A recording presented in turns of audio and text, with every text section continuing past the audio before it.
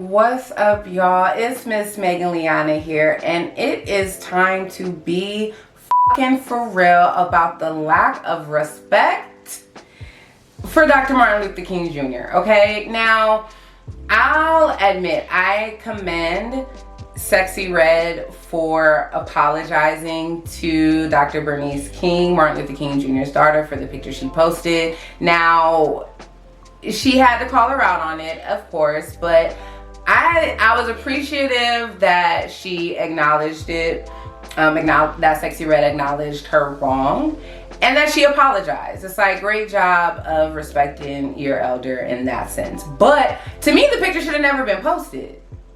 And I don't know why, but I never see these type of memes about Malcolm X.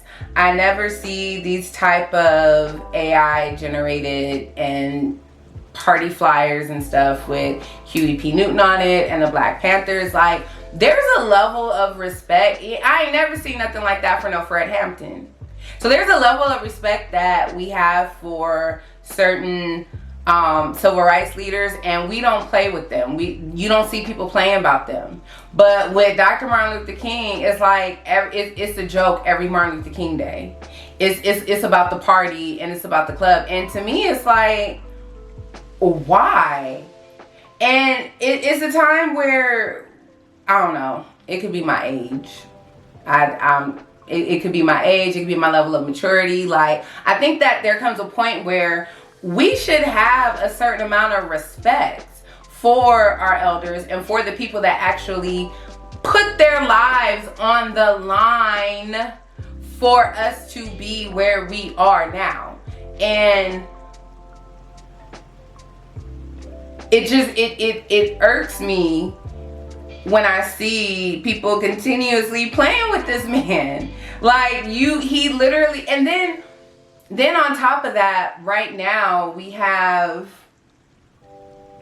the records of what happened in his death and everything being unsealed. First of all, make no mistake that the man was unlawfully surveilled and spied on for years. So everything that is about to be revealed it shouldn't have happened anyway. He shouldn't have been followed. His phone shouldn't have been tapped. Like, none of that should have happened. And then on top of that, we're gonna just have access to this truth all of a sudden. Why? And it doesn't, it bothers me that there's so much unraveling right now of legal unraveling of the work that Dr. King did and that others did around that time. And it's like, we're so quick, well, not me, I don't say it, but you hear a lot that, oh, we not our ancestors. We not our ancestors. Baby, it's pretty clear we're not our ancestors, because we ain't been through half of the stuff they've been through. Now, we're going to start seeing a lot of things that they went through, because,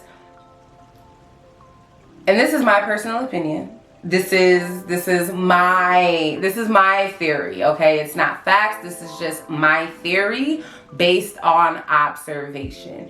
When you see a group of people who are known racist, supremacists, all that other stuff, and they try to do a coup on the government, on the Capitol, and they go to jail, and it's all in the name of their leader, who's the leader of a country that they want, and they go to jail for that, and then that same leader gets back in office and frees all of them.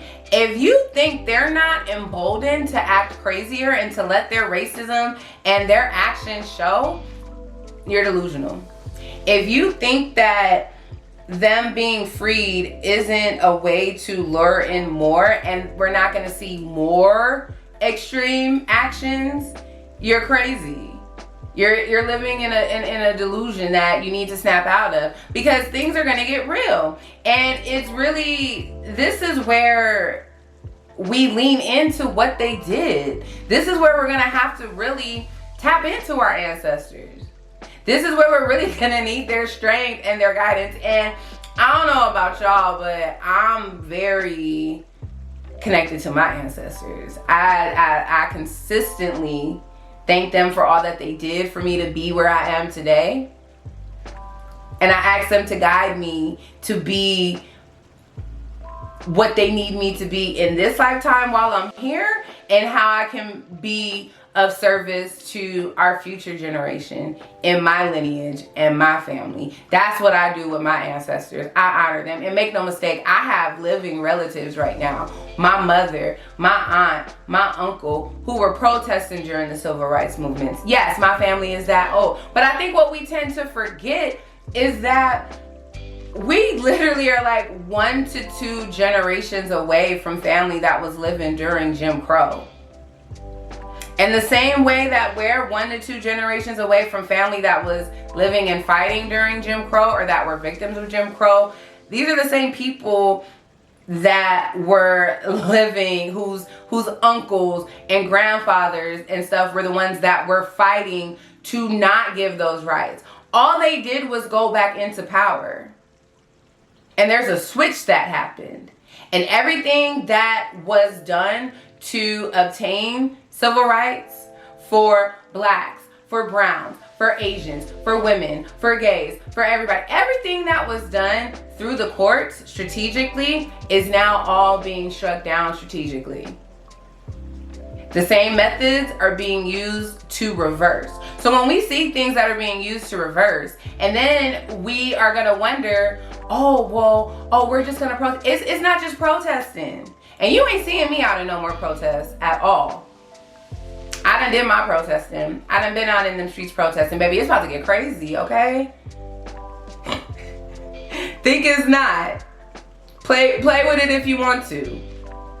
But what people tend to forget is that during the civil rights movement, when they were protesting, they were actively taking cases to court. They were actively strategizing for change. And we have not been strategizing lately.